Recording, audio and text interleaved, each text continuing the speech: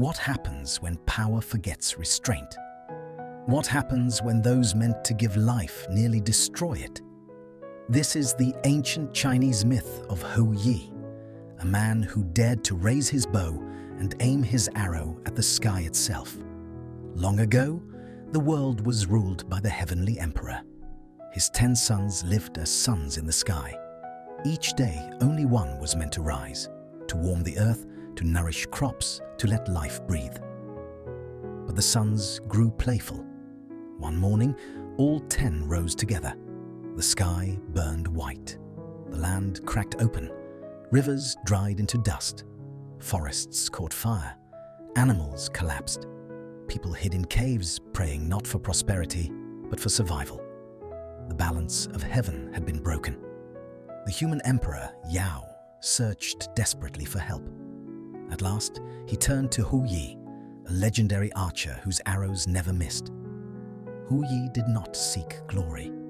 He saw only suffering. Climbing a high mountain, he looked at the burning sky and understood the weight of what must be done. To restore balance, he would have to challenge heaven itself. Hou Yi raised his bow. His first arrow split the sky, and a sun fell. Then another, and another.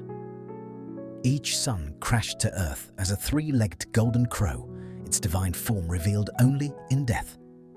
9 suns fell. The heat faded. The sky softened. The earth began to breathe again. Hou Yi left 1 sun in the sky, not for gods, but for humans. But chaos had already awakened monsters. Hou Yi hunted them one by one. Zhaoqi, who devoured travelers.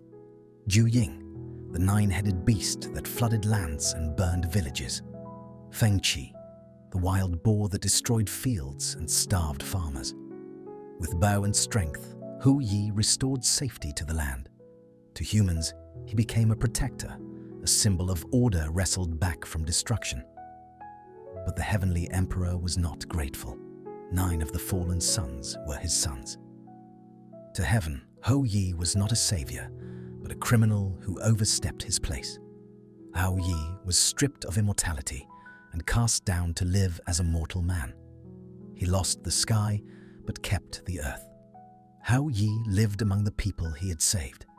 He aged.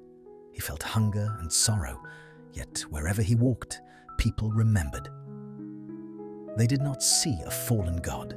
They saw a man who chose humanity over divine obedience. They called him the god of arrows. This story is not about shooting the sun. It is about limits. Power without restraint burns the world. Obedience without conscience destroys it. Sometimes justice means disobeying the heavens to protect the earth. And sometimes the greatest sacrifice is giving up eternity so others may live one more day. Hou Yi lost the sky, but he saved the world. And that is why his name still flies where arrows meet the sun.